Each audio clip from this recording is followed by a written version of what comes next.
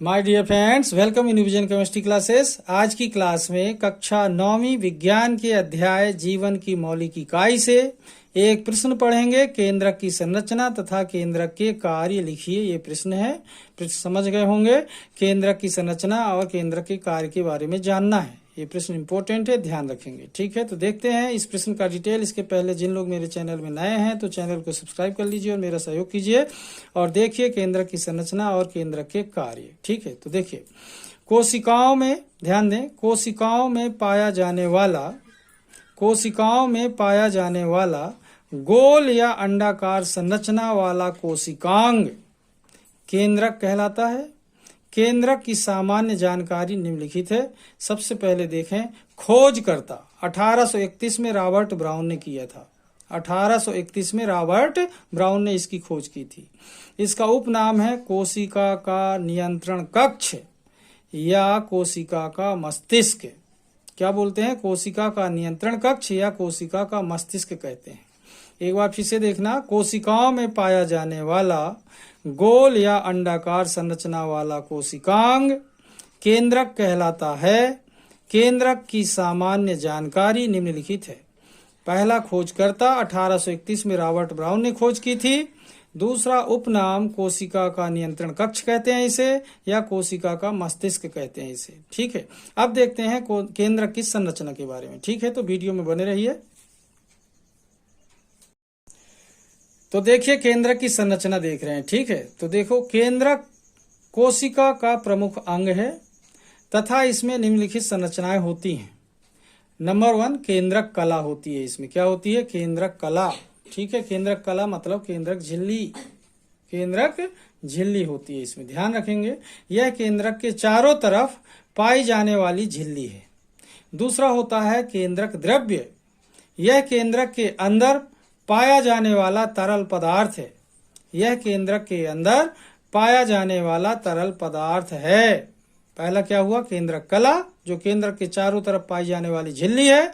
दूसरा केंद्रक द्रव्य, जो केंद्रक के अंदर पाया जाने वाला तरल पदार्थ है। तीसरा केंद्रिका, यह गोल या अंडाकार संरचना है जो राइबोसोम के निर्माण कार्य में सहायक है। जो राइबोसोम के निर्माण कार्य में क्या है? सहायक है। तो कितने अंग हो गए इसके? केंद्रक कला, केंद्रक द्रव्य, केंद्रिका। केंद्रक कला क्या है? केंद्रक के चारों तरफ पाई जाने वाली झिल्ली।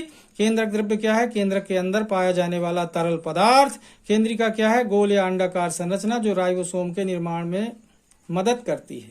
ठीक है, अब देखते हैं आगे, वीडियो में बने रहिए।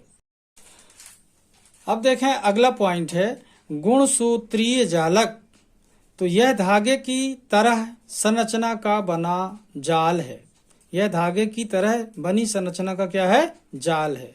ठीक है, तो इस तरीके से कितने अंग देखे इसमें?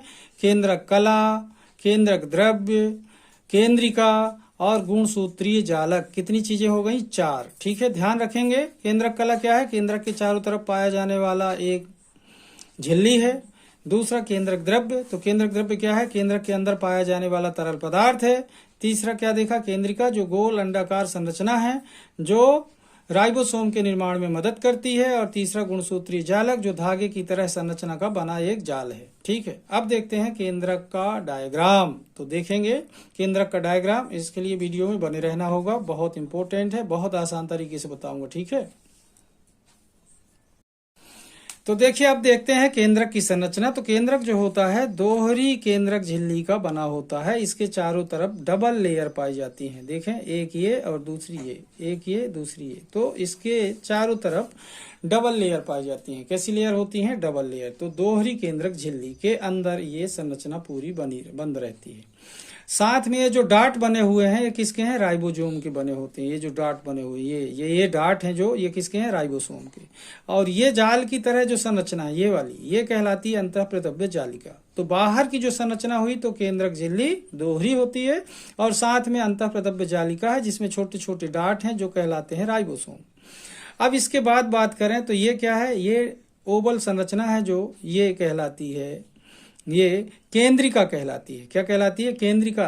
ठीक है, और ये जो जाल फैला हुआ है रस्सी की तरह संरचना है इसे कहते हैं गुणसूत्रीय जालक। क्या कहेंगे? गुणसूत्री जालक कहते हैं। और पूरे चीजों को मिलाकर एक साथ कहते हैं केंद्रक द्रव्य। क्या कहेंगे? केंद्रक द्रव्य। अब एक चीज और देखें, ये छोटे छोटे छिद्र हैं जो, इन्हें कहते हैं केंद्रकीय छिद्र। क्या कहते हैं? केंद्रकीय छिद्र। इस तरीके से अब देखें, अगर बाहर से अंदर की तरफ चलें तो दोहरी केंद्रक झिल्ली जो बाहर है, जिसके चारों तरफ राइबोसोम लगे हुए हैं, फिर ये केंद्रक छिद्र है, फिर इसके बाद ये पूरा मटेरियल केंद्रक द्रव्य कहलाता है। ये जो स्ट्रक्चर है ओवल वाला, इसे केंद्रिका कहते हैं, और ये जो रस्सी जैसे जाला फैला हुआ है इसे कहते हैं गुणसूत्री जालक, और ये जो बाहर का स्ट्रक्चर है ये, इसे कहते हैं अंतःप्रदव्य जालिका। इतनी चीजें अगर आप केंद्रक में बनाते हैं तो आपका डायग्राम सही है और स्पष्ट है। ठीक है, ध्यान रखना। इस तरीके से ये केंद्रक की संरचना है जो नामांकित है, इसे जरूर सीखिए। ठीक है, अब देखते हैं केंद्रक के कार्य। देखते हैं केंद्रक के कार्य। तो सबसे पहला देखते हैं, आनुवंशिक गुणों को नियंत्रित करता है। क्या करता है? आनुवंशिक गुणों को नियंत्रित करता है। नंबर 2, कोशिका विभाजन को नियंत्रित करता है।